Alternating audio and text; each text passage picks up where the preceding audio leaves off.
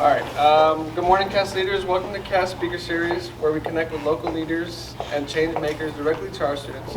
Our special guest today is Miss Katie Chain. Katie Chain has been a part of the HEB family for 27 years, serving in roles such as Deli, food service manager, store leader, and corporate recruiter.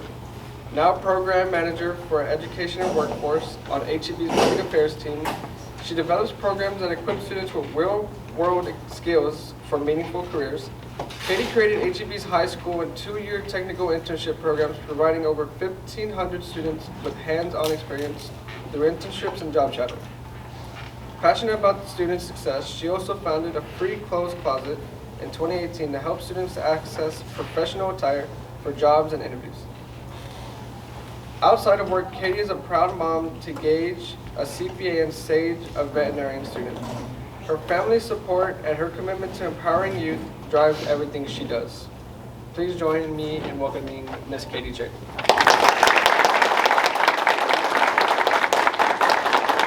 I always hate it when they read that because it's like so long. You don't even like get anything out of that. It's crazy. Yeah.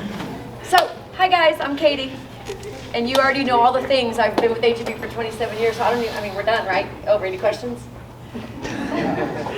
Just kidding. So, I'm here today because I'm going to walk you through my career and walk you through kind of my journey in life and my path. And but first, I want to ask you guys a question. Do any of you guys know me? Know my story? A couple of y'all. Okay. So, if you were just to look at me, and I want you guys to answer this truthfully, where do you think I grew up? How do you think I grew up? Throw something at me. Yes?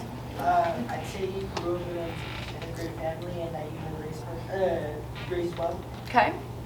Anything else? Throw it out there. Be honest. Yes? You're raised, you look like you're raised around the right crowd. Okay. Anybody else? No guesses? Okay.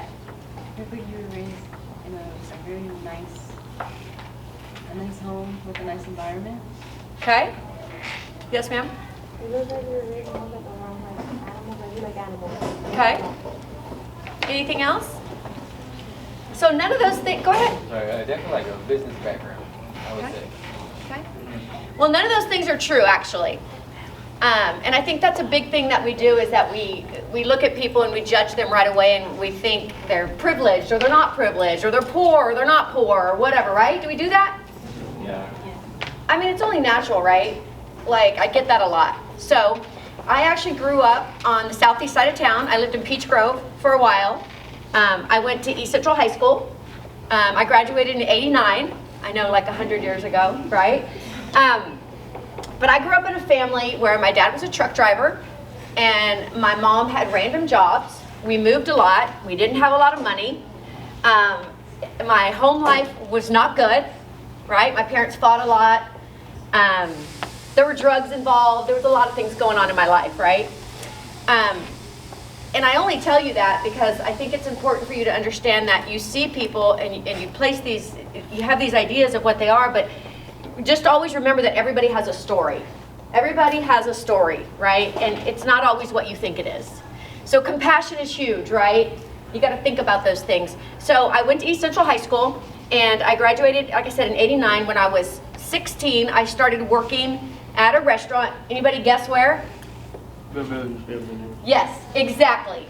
Bill Miller's. Who said that? Here you go. Has anybody ever worked at Bill Miller's or anybody worked at Bill Miller's? Yes, ma'am? How is it? How is your job there? You know, it's rough, but I think that it's like a really close community behind like the kitchen and behind the counter. Like we all it's like really communicator based. It's hard, but we're all kind of close. Good. It is a hard job. It's a dictatorship. It's very. When I worked there years ago, it was. You worked there? Yeah, I work there as well. She's my coworker there, and I'd say just to be in an environment like that, it's also fast-paced, very fast-paced. You would have to have good chemistry, which we do with everyone you're working with, and the way you speak to everyone is cordially and nice. Greeting customers whenever they walk in, and to them by and to have a great day after. Yep. It's a very amazing experience.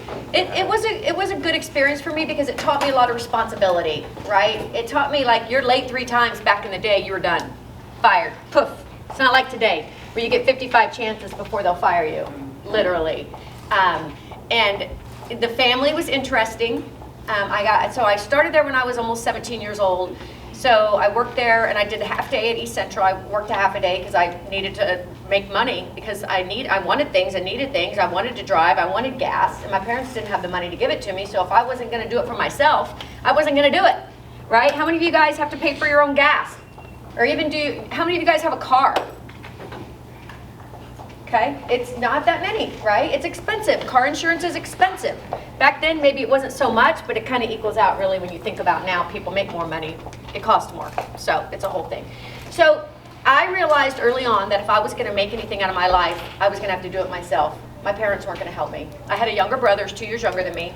My parents had split up. He ended up going to live with my dad. I stayed with my mom. It was interesting, to say the least. So I decided that I wanted to move up in the ranks at Bill Miller's. So when I was 19, I became a manager at Bill Miller's. And I managed several different restaurants. I ended up staying there for 10 years, right? I didn't go to college, right? I went straight into the workforce and just had to build my career from there. When I was 28, I got married. Okay, I'd been with Bill Miller's for 10 years, and I thought, my husband was a railroad engineer. He drove trains, right, for Union Pacific Railroad. And I knew that the restaurant life and schedule was not going to work for me because if I wanted to have kids, I couldn't be working 55, 60 hours a week. So I started to look into different places, and HEB came up, and I applied at HEB. And I went through about 3 months of interviews, right, because it was during the holidays. And I ended up getting an offer to go to a training program called SORM, School of Retail Management. It's a management training program that I got hired into for Deli because I had a food service background, so that's where they put me. So I went through SORM, School of Retail Management. I can't remember how long it took me to go through that program, but I became a deli manager, and I did that for 10 years. During that time, a lot of things happened in my life. First of all, I worked at multiple different delis, and you get moved based on volume to make more money. And then I went into, it was 2006, and my life immediately changed again, right? So, and I share this with you guys because I want you to know, again, remember, everybody has a story. Not everybody's story is amazing. There's a lot of rocks in it. So, 2006, a lot of things happened in my life. I got a divorce. Right, 1. And then 3 months later, my mom got very sick. She was an alcoholic, and she died in my home on hospice care. And then 3 months later, my children's father died in a motorcycle accident. So all these crazy things happened to me, very personal things that I can talk about now, but it was a very hard time in my life, right? It was a whole year of just disaster, craziness, right? And I think back then, and it took me about 6 months to pick my feet up off the ground and get myself moving forward again. And if it wasn't for my kids, I don't know that I would have survived that because it was a lot, right? You guys go through a lot of things in your life. Sometimes we go through things young, like my kids were 5 and 6, and you shouldn't have to go through those things. They're so hard, but it happens. Life happens, and you can't control those things. But what you can control is how you react to them, right? Do you pick yourself up and move forward, or do you give up and just give up? And so for me, it took me, like I said, about 6 months to find myself again and realize that, hey man, I got to get my shit together, right, for my kids, if for nothing else.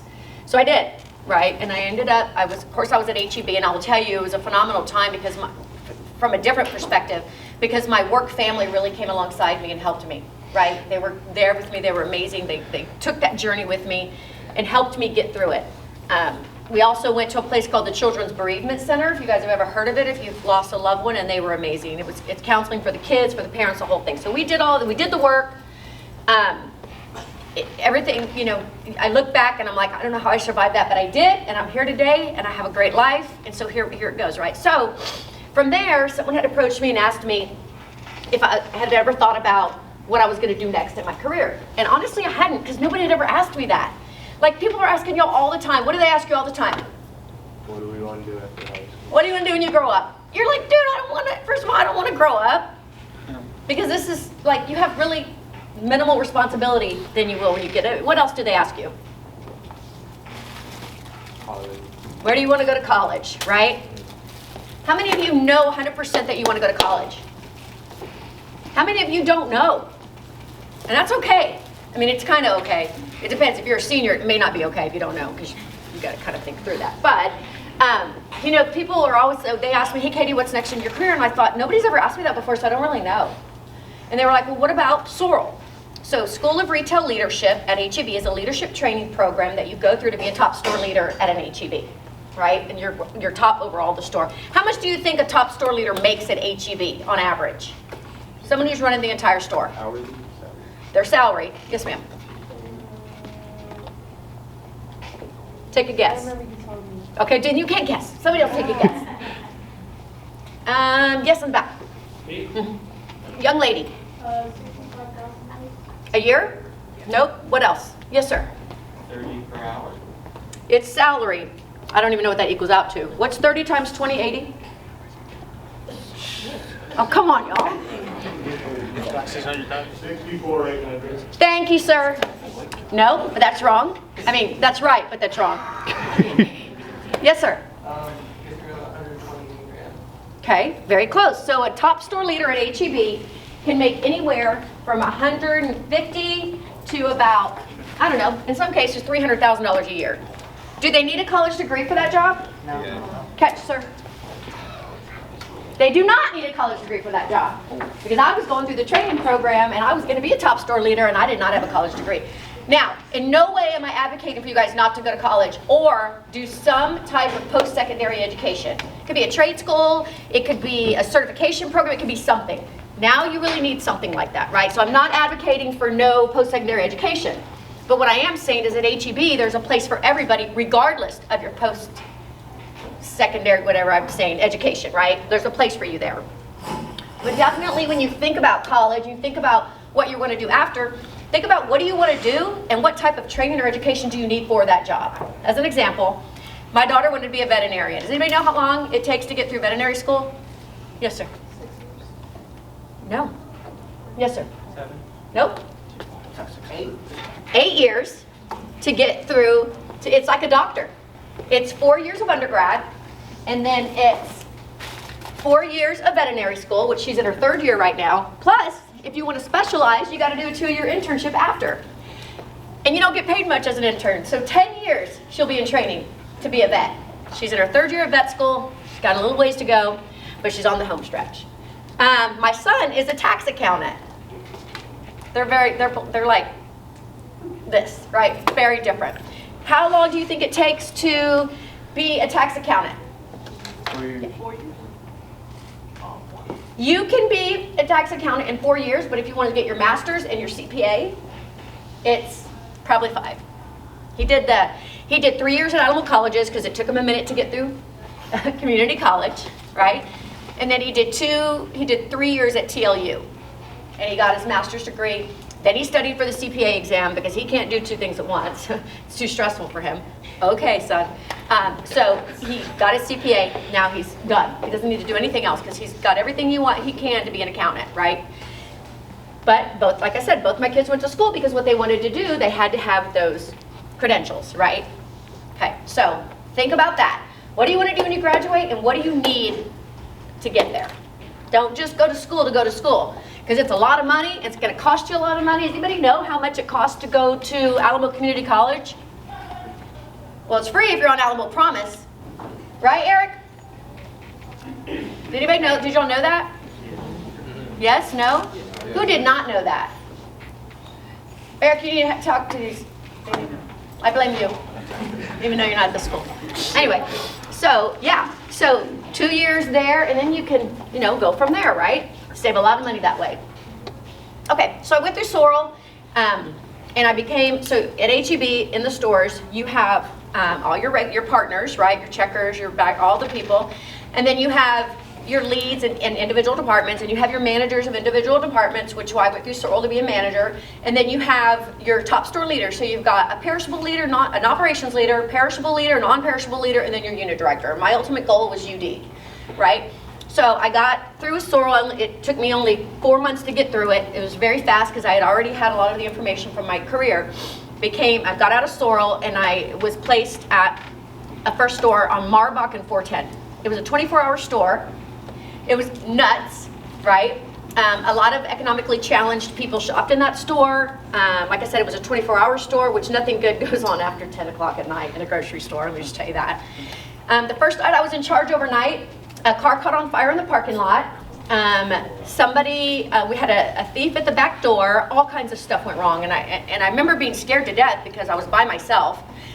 But I remember my unit director telling me, Katie, as long as you don't burn the place down, we can fix anything else. And that's what got me through, right? Because I was like, all these things are happening. I don't know how to handle any of them. I've never been through this before, but you just figure it out. So got placed got my assignment for my real assignment, and I was chosen to help grand open our store on Evans Road in 281. At that time, that was the biggest store HEB had ever built. So I got to go through the entire process of building a store from ground up. I mean, wearing a hard hat to work, because everything was under construction. It was the coolest experience of my career, seeing it just come to life, right? So I did that. I was there for about 6 months. Somebody came up to me one day and said, Katie, have you ever thought about going into corporate recruiting, the recruiting office, to the corporate office? And I was like, no, like, that's weird. I don't know anything about that, right? And they said, well, you should consider it. Again, I had 2 very young kids. And I was going to work at literally dropping my kids off at 6:30 in the morning and picking them up at like 7:30 at night. Because retail's no joke, y'all. I mean, you know, if you work in retail, right? So I thought about it. I did a lot of research, talked to a lot of people, and decided to apply for that job. So I went through the interview process. It was very intimidating. I hadn't really gone through a big interview in a minute. So got the job, right? Got into corporate recruiting. So I moved over to the corporate recruiting office and started doing that job. And basically I was hiring tax accountants. I was hiring maintenance technicians. I was hiring people in advertising. I was hiring people in the buying office. All different areas of the company, of corporate side of the business I was hiring for. And it really opened my eyes to all the careers that are available at HEB. I would have never known. One time I got to fly on the corporate plane because we have pilots. And we have people, that kind of job. We have, I mean, you name it, we have it. And that was quite interesting on the corporate plane. I've only got to do it 3 times in 27 years, so it's not, you know, it's a privilege. Anyway, that was very exciting for me, so I thought I'd tell you all that. So anyway, was doing that job, learned about all different types of positions, and then one day someone came up and said, hey Katie, we've got this special project going on. We're going to build this organization externally. Charles Butt wants us to build this organization that will help connect education with industry. So as an example, what are something y'all are studying here? Business. Business. Studying business, okay. Business. So my job would be to find programs such as business and figure out how can that be a pipeline for HEB? How can we recruit people from that area to come and have an interest to work at HEB? And connect those dots for multiple different companies. USAA, Rackspace back in the day, Toyota Texas, like any of those places, right? See what the company's needs are and then find a high school program that matched with their needs and then marry them together so that the companies can offer internships or job shadow days or any of those things so they can help get you guys thinking about working for them when you graduate. So we built this organization called San Antonio Works. I worked on that for a very long time, and then I moved positions, right? They moved me over now to the corporate communications team because they had more projects that came straight down from Charles Butt in the education world. And guess what the next one was? You're sitting at it. Cass Schools. The Cass network of schools was the next project I got to work on. Back before you guys were even thinking about high school, right? So what year, Jen, did we open? In 2017. 2017. So I was working with a woman named Kate Rogers and some consultants. Gene Russell was one of them. Do y'all know who Gene Russell is? Oh yeah. Better.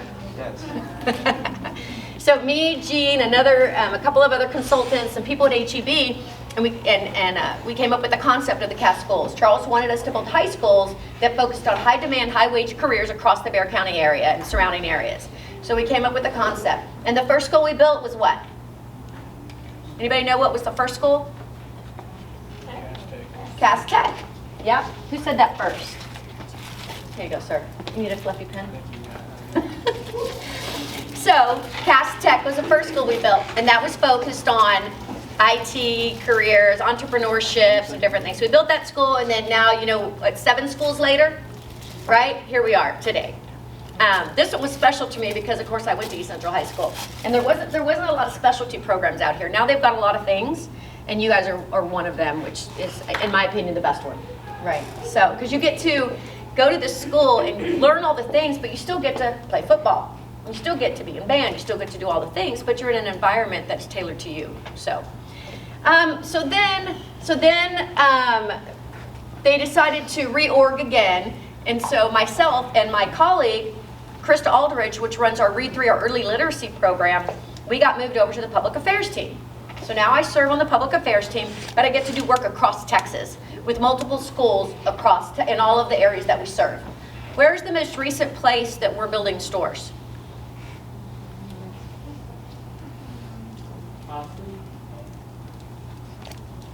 Most recent place where we've got a huge presence and we're opening stores like one a month, it feels like. Dallas, DFW. We never had stores there. Farthest north we went was, Granbury, I can't remember. But anyway, we didn't have any stores in the larger DFW area. Now it's like we're building a store a month, it's opening a store a month. It's been fantastic. So I get to go up there and learn about education entities in that area, find pipeline programs again, connect them with careers at HEB so they can learn about us, because they never had an HEB up there before, so they didn't even know what we were about. Now if they traveled or they came from other areas, they did, right? So I get to do that. I get to work with universities in the San Antonio area right now. My job is recently expanding. Along the way, also, I built the high school internship program, which we had 27 high school interns this last summer, all in digital IT. They were 40 hours a week, making $15 an hour for the summer for 8 weeks. And a lot of those students come back summer after summer, then they go into our college internship program, and then a lot of them get full-time jobs at HEB once they graduate, or whatever they do right after that. So that's what I do today. And my kids are 24 and 25. Again, my daughter's still in vet school. My son's living on his own, along with this girlfriend he met from California. Whatever. She's really nice. But yeah, so I think that's my career journey, my life journey. Any questions? Yes. So you talk a lot about creating connections, right? So this is kind of a two-part question. What connections were the most useful to the schools? And then for you in particular, what connections did you find the most meaningful? That's a great question, because building relationships is so important. That's really how I got every job I've ever had, is people building a relationship with somebody and them saying, hey, Katie, have you ever thought about this, right? I never really was actually out there looking for a job or a position. People just said, have you ever thought about this, based on the things that I knew, right? The things that, the skills that I showed.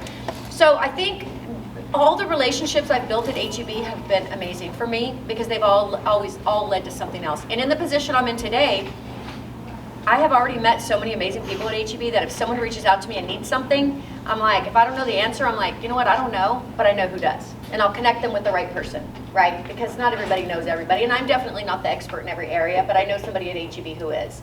So those have been great for my career and my work, right? And then my connection with schools, I always work with the CTE programs. With CAST, I work with the executive team a lot, but I also work with the principals and the community engagement specialists. And all of those are important. Like if I'm going to reach out to a new school, I will look for the career and technical education director in that district, but I will copy the superintendent on my email. Because a lot of times you'll reach out to schools, and if they don't respond, the superintendent damn sure will. Because they're like, this is HEB, who knows what they can do for us, we need to have these conversations. So, does that answer your questions? Okay. All right. Yes, sir. What are some key features and characteristics or skills that you look for in young students like us? Well, let's talk about that. So, if you apply for, how many of you have applied for a job at HEB? 1, 2, 3, 4. Have you gotten the job? Why do you think that is? It's not really about experience at your age, because you're applying for a checker or a customer service associate. But a lot of times what I tell students is, first when we're looking through applications, the first thing we're looking for is, where do you go to school? What are you involved in? What do you do in your community to make your community better? Like all those things. You can't really fill in the blanks and get that across, right? So what do you need to do? Build a resume. Attach a resume. Who said that? You sure? You sure? I've been playing with this. It's a stress thing, y'all. Do y'all feel stressed? You can. It's used, but it still works. Let me get another one, because while I'm talking to y'all, it's really nice to do that. Okay, so a resume. How many of you guys do not have a resume? Don't be scared to raise your hand. Okay. Is there a reason why? I haven't gotten that much, because I'm not yet in the job field, I haven't thought it was important to make one yet. Okay. I'm going to share something with you. My daughter, when she was younger, she was in Girl Scouts. She was like 7, and her mother is extra. So we built a resume, right? And it was stuff like, take care of my dogs at home. It was stuff like whatever community involvement she was in, because she was applying for a job to represent the Girl Scouts in a public affairs type role as a young girl.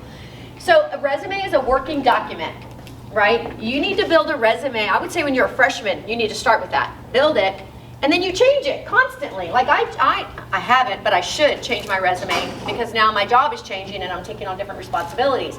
But a resume is something you build, I would say, around your freshman time, because then you're going to change it and you're going to build on it, right? And so if you're applying for a checker and you're thinking, I don't have any experience, why would I put a resume in there? Well, because we also, what's important to HEB other than experience or any of that? Yes? Community involvement, right. So if you're volunteering at your church, you're volunteering at school, you're in extracurricular activities, you play football, right? Because now what that means to me is that you're playing football, so your time management skills must be amazing, because you've also got to juggle school, you've got to juggle family, you've got to juggle practice, you've got to juggle going out of town at least 3 times a month, right? Is this all right?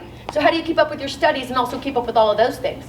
So if you're doing that well, that means a lot to us. If you're in any organization, student council, whatever it is, that's important to us, right? Because it shows that you're doing more than just the bare minimum. And if you're just doing the bare minimum, you got to do something different, guys. Right? There's a lot of volunteer opportunities out here, I would guess, right? What else? Yes? So you talked about growing up was like kind of hard. So how did you face that adversity? It was challenging. My senior year, I didn't live with my parents. I lived with a friend because my mom had moved and I wanted to graduate from East Central, so I moved in with a friend. I guess I've always been, and I guess I didn't really realize this till you just asked me that question, but I feel like I've always been in the problem-solving mode. Like always, if something came up, I'm like, well, that sucks, but now what am I gonna do? And then figuring it out, and not always by myself. Friends, right, other family, like you gotta reach out, you gotta be vulnerable and ask for help. Because a lot of things we can't get through on our own, right? I couldn't live by myself when I was 17 because I couldn't afford it, first of all. Because what do you do with your money when you're 17? Blow it. Nothing good. Saving would have been great. If I would have talked to my younger self, one thing I would have said was save your money. And I always tell my high school interns, take half of your paycheck, put it in savings, the other half do whatever you want with it. Because you want to have fun. Goodness, you're young. You want shoes, you want clothes, you want to go to a concert, right? You want to do things. You're young, you should do those things.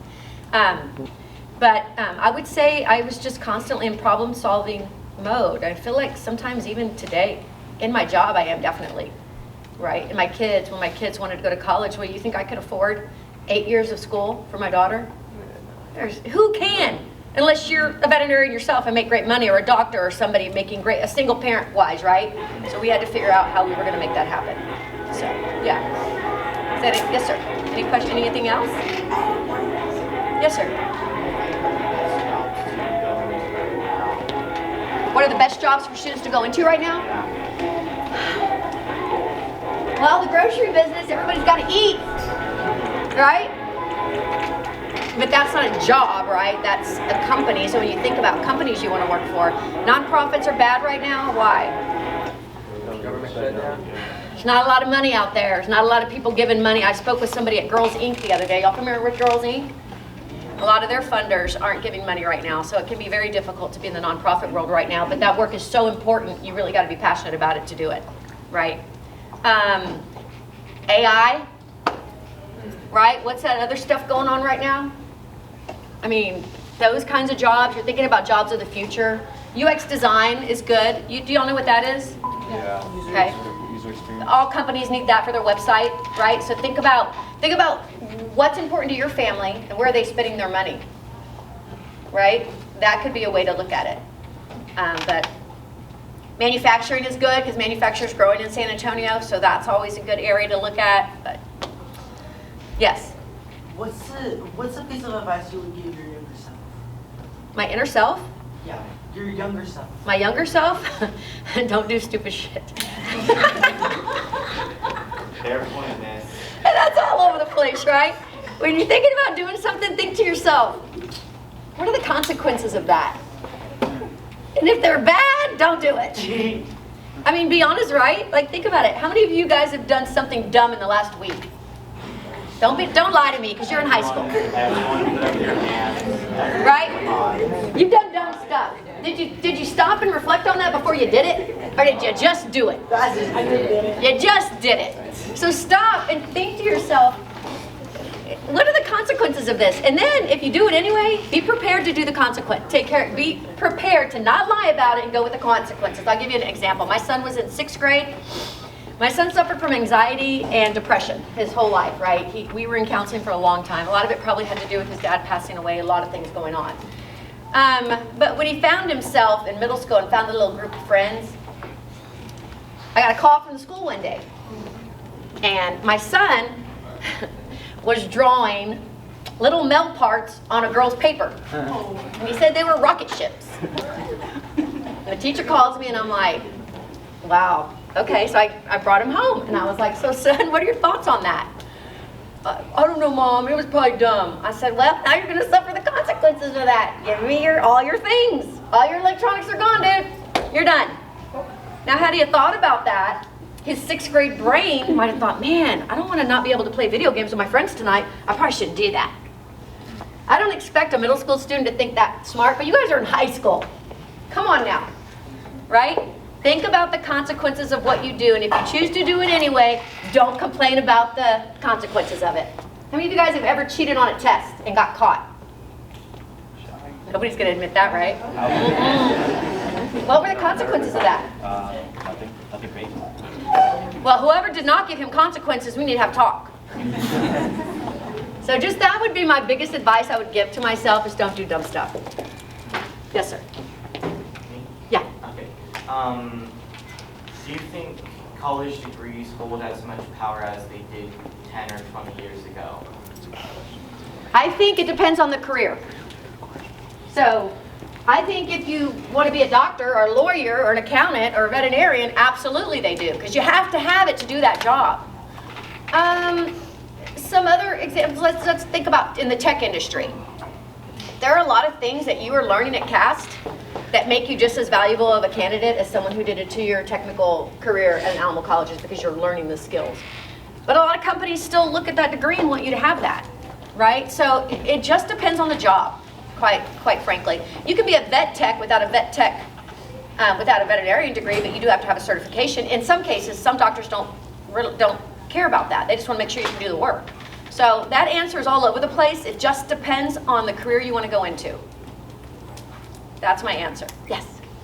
When we're talking about nonprofits and like where the money goes, especially when you're talking about growing up like underprivileged, whenever you're making these connections with schools or with people, how like tricky is it tricky whenever you are choosing who you're connecting with, what businesses you're connecting with, what schools, due to like their financial situations? Like, would you want to pick a place, but you can't due to the money not being good for HEB? So when we look at funding nonprofits, a lot of things we look at is their reputation. And we might look at their financials. How are they managing their money? Like, I can tell you the CAST network manages their money amazing. I have transparency to all of that, and they probably do too. Right, Jen? Anybody can look at it. and they do an amazing job managing their finances. And they serve students, right, and families. So that's a great place for us to do. But there was a school one time, and it was a school that served kids that the alternative learning campuses, not disciplinary, but alternative learning campus, and it was a standalone school that we were supporting. And it was great for the kids, right, because it was a chance for them to get their degree, even though they didn't fit in a normal environment of a high school. But they were not managing their finances well. And so we had to steer away from them. So I think a lot of it just depends on what are you doing, what is the nonprofit doing, who are they serving, right, and does that align with our culture, right, and then how are they managing their money? So does that answer your question? Yes, sir, in the back. What has been the most rewarding success story from the internship program? The high school internship program is the favorite part of my job because I see these students when they start the internship, and then I see it when they walk away, and the difference that it has made in their life, giving them the experience and the maturity level that they've grown into. That's my most rewarding. When somebody comes back to me and says, I'm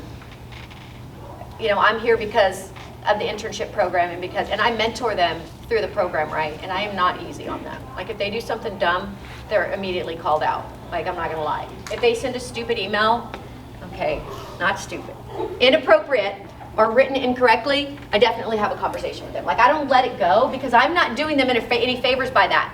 If you send a dumb email, hey there, hey miss, blah, blah, blah, something like you're talking to a friend, right? But you're talking to me, and I'm the one who can basically change the trajectory of your career at HEB for sure.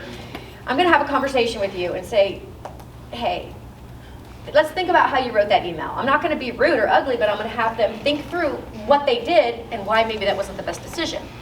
But seeing the high school interns successful in whatever they choose to do after HEB is probably the most rewarding part of my job. I love working with young people. It's really where my passion lies.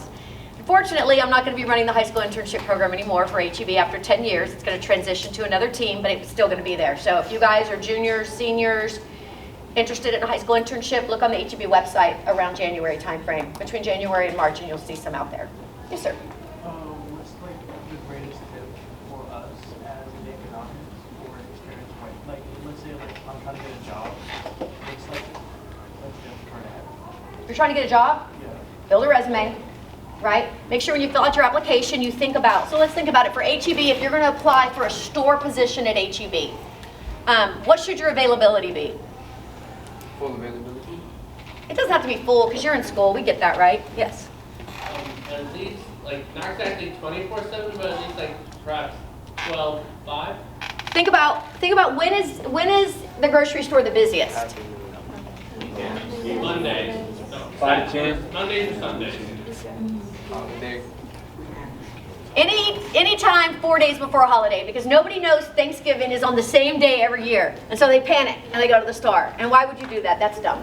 Everybody and their mother is going to be there on the Wednesday before Thanksgiving, right? And Black Friday as well. But think about, so for HEB, the busiest times are Saturday mornings till about 5 or 6, Sunday after church, and Monday evenings. Because people don't want to go to the store on the weekend, so they go on Monday night, and then everybody goes on Monday night, so it's ridiculous.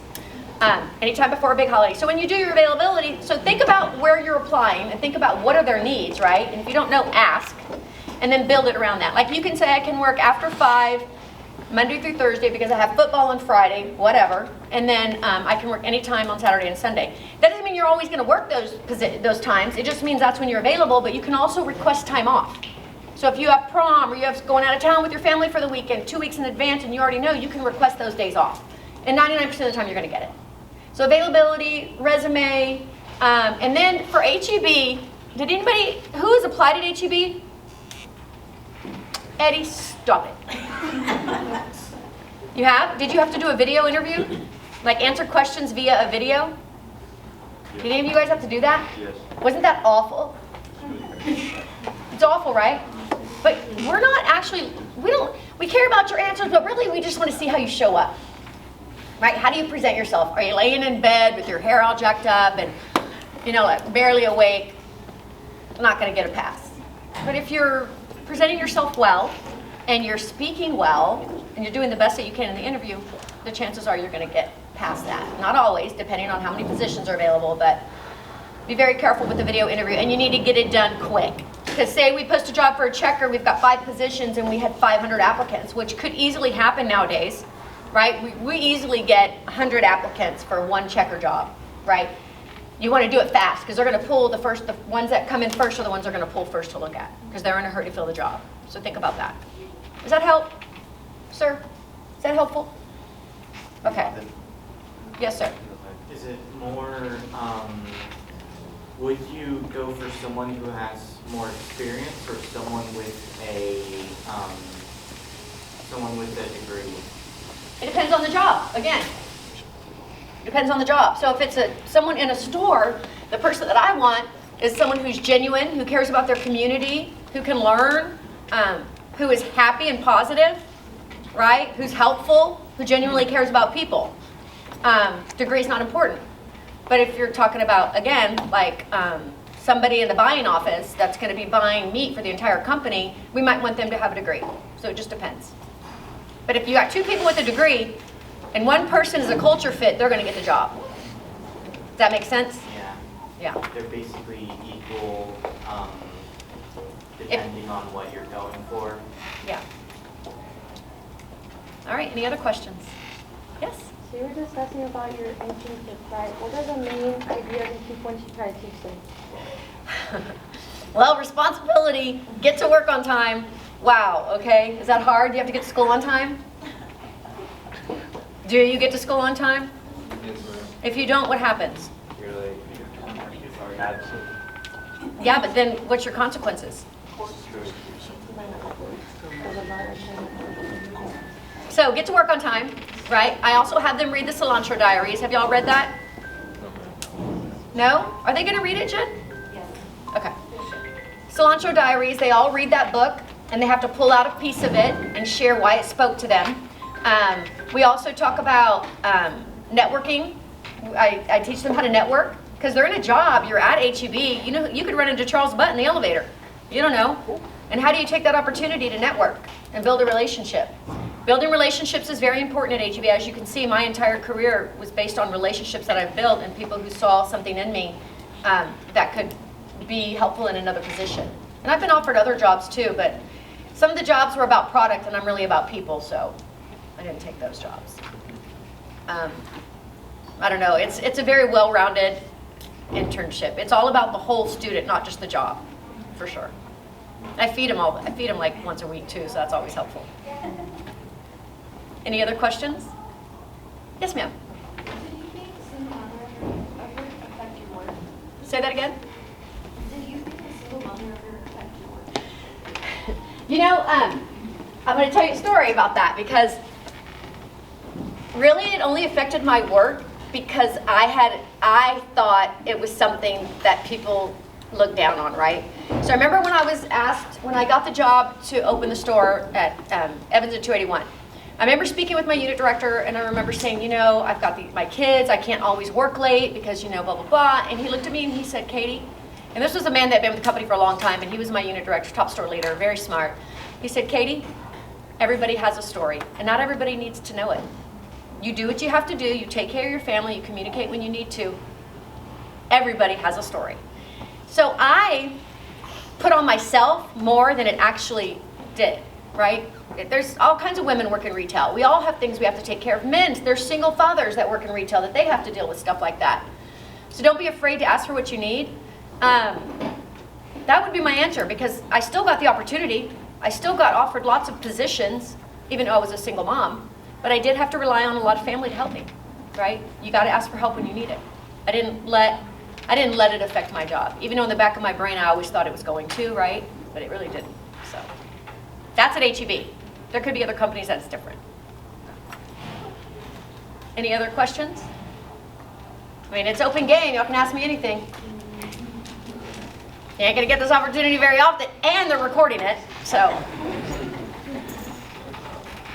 Yes? Right, you said you work with people, you know, as part of what you do, so, has it been really difficult at times, is it like something that you find easy to do? It depends on the audience. Like, I'm very comfortable talking to y'all, right? Plus, if I say something that's wrong, y'all won't know. So you're not going to research it, right? Or are you? No, but it's very easy to talk to students for me. So I remember when I first got into one of the positions I got into, I went to a meeting with the mayor of San Antonio and some other, the judge, and I remember having the imposter syndrome. Have you ever heard of that? Oh, yeah. Like feeling like you don't belong there? Yeah. Does that happen to y'all? Yeah. Yeah. I remember totally having the imposter syndrome, thinking, why am I even here? Like, I don't know anything about this stuff. But what I did was I just sat back and listened, right? I didn't just try to interject in the conversation just so they could see that I was there, because a lot of people will do that. They'll just say stuff because they want people to know that, you know, they're important when they really don't know what they're talking about. So I sit back and do a lot of listening, take a lot of notes. I had a meeting this morning with UTSA about funding they're requesting from us. I've never been in those conversations before. I've been in with high schools and districts, but never with the university. So I took a ton of notes, and I'll recap that to my manager later. But that's how I do it. I really just, I sit back and I do a lot of listening and only speak when I feel like I have something valuable to add to the conversation. But you also can't be scared to do that, right? If you have something valuable to add, don't sit on it, say it, right? Does that help? Okay. Anything else? Yes. Wait, let me go to him because he hasn't asked a question yet. Sorry. What motivates you to keep on doing what you do? Man, you know, there's some days when I'm not, and I want to stay in bed. I can't tell you that I wanted to get up today. Just saying. I may or may not have had some time with my girlfriends last night and thought, work doesn't sound fun today. But I was coming to talk to y'all, and so that motivates me. Like, doing things that, if I help one person today change their life or make a good decision today, then I've done my job. So really, you know, when I was young, we talked about this, I didn't have anybody leading me or guiding me, and we didn't have things like this. Like, we didn't have people come talk to us about their life and be honest about it, right? But so it's important for me to help young people find their way, if you will, and give them advice that might help them. And I'm not saying you're going to take everything, all the advice that I give you. That's the pleasure in this, right? You can take some things that talk to you and that are going to help you and use them, and other stuff I've said, if it doesn't affect you, then don't use it, right? Take the pieces that are going to help you grow. When you work for different leaders like I have at HEB, I've worked for some leaders that have been amazing, and I take things from them. Other leaders I worked for were horrible, and I take that and make sure I don't do that.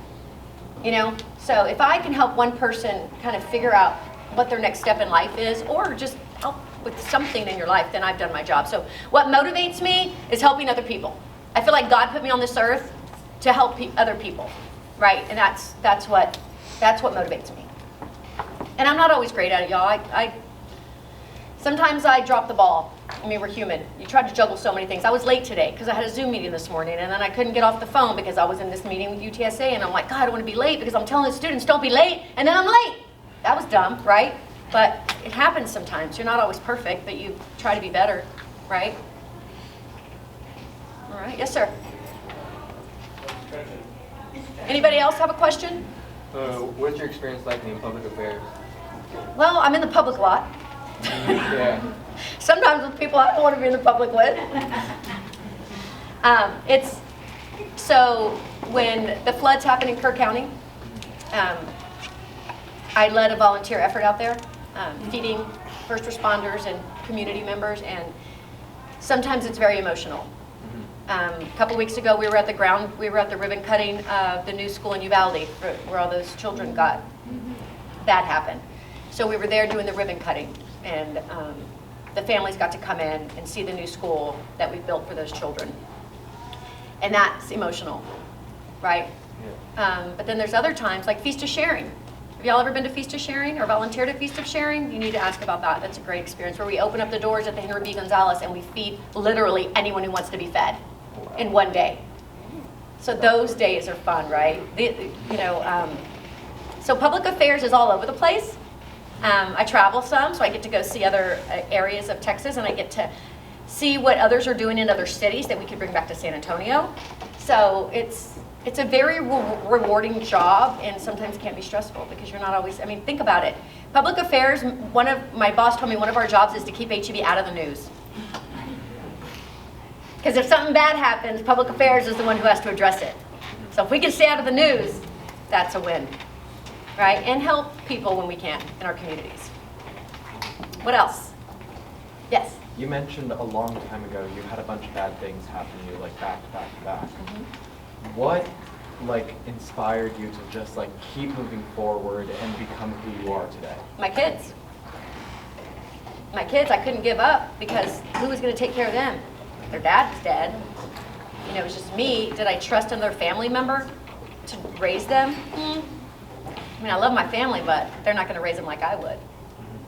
So my kids was my biggest motivation, honestly. And it took me a minute to get there, but once I did, yes, sir. If you are doing what you are doing now, what do you think, what kind of job would you think you'd be having? Instead of doing this? Yeah. I always thought I'd be a teacher, but then I didn't really like school. Well, that's kind of bad. I don't think any of us do. I'll be honest. I don't think any of us do. I don't think teachers like being at Yeah, not even the teachers. See, I don't believe that. They wouldn't be here if they didn't want to be here because it doesn't pay well. So, let me tell you something. They're here because they care and they want to help you guys. And sometimes they may not do it in a way you think is good. But also one thing you always need to know is feedback is a gift. And I take that with my high school interns. It's like I said, if teachers aren't telling you something you're doing wrong and helping you get through it, then they don't really care about you. But if they're telling you, hey, you need to get this grade up, here's what we're going to do, we're going to make a plan, it's because they care about you and they want you to ultimately be successful. So feedback is a gift. I didn't learn that till I was like 40, right? And also it's in the delivery. If someone's giving you feedback and they're giving it to you in a crappy way that makes you feel terrible, that's not good. So don't ever be that person. When you give somebody feedback, do it in a private setting, right? Do it in a way that's going to motivate them. And we all can always get better at that. My friends hate it when I give them feedback, but I always tell them it's a gift. Relationships, whatever. Yes, ma'am. What volunteer work would stick out on a resume? Well, I think doing anything that has to do with hunger for HEB, anything that has to do with hunger relief. Are you working in a food bank? Are you collecting food for people? Holidays are coming, y'all. How many military people are furloughed right now? What is their biggest need? Probably food. They also probably need money for rent, things like that, right? They don't expect you to give them money. But if you can do a food drive at the campus and donate it to an organization that is helping feed families, I think that would be amazing, right? And put that on your resume would be great. Mentoring young students. Like you guys have access to kids in elementary school, middle school. Have you ever thought about or even seniors mentoring freshmen? That's cool. I love that. Kids helping kids, right? What else? Really just, even if you volunteer at your church, right? Or maybe you volunteer at a pet rescue place. Anything where you're giving back to your community when you don't have to is going to look good on a resume. Does that help? Yeah, food's going to be a big deal this year with everything going on, kind of like it was during COVID, right? A lot of people weren't working, and now we're Military City, USA, they say, and how many people aren't working right now? So, yes, sir. The Feast of Sharing, absolutely. If you come with a group. Talk to, who do they talk to? Eddie? Or Eric? Talk to Catherine. Right here. Or Catherine? Yeah, if she could set up, get a bus and you guys could all get on. You can, the United Way is the portal and you guys can volunteer. Go. It's a great experience, y'all. It really is. It's very heartwarming to see all the people. A lot of homeless people come to it because if you know downtown, there's a lot of homeless people downtown and a lot of them come to it. What else? That's it? Yes, ma'am. What do you say the best relationship is to have with your community? The best relationship to have with your community? I mean, all relationships, well, not all relationships are good, I guess. But I mean, any relationships where we're directly helping families, right? Where those resources are going directly to families, right? Are going to organizations that are going to directly help families in their community, I think would be the best relationships. I've been here a long time, haven't I? Do y'all have anything else to ask me? Last chance. Yes. If we do want to help out more with our community, and, like more with the people around us, like what's like a good way to like really get ourselves in there? Well, I think Catherine can help find some organizations to volunteer for in the local area. You know what? You can even Google volunteer opportunities in Lavernia.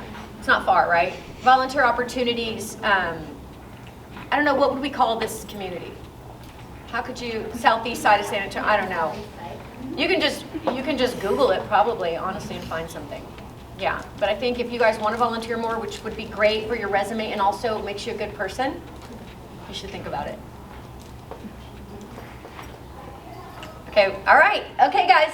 If you answered a question, I didn't give you a goodie, come get one from me. Because I know I was random with that, like all of you. But thank y'all for letting me come today. I hope y'all have an awesome weekend. Do you have a football game tonight? Good luck. Who are you playing? Johnson? Okay, good luck. I hope it goes well. All right, guys. Thank y'all.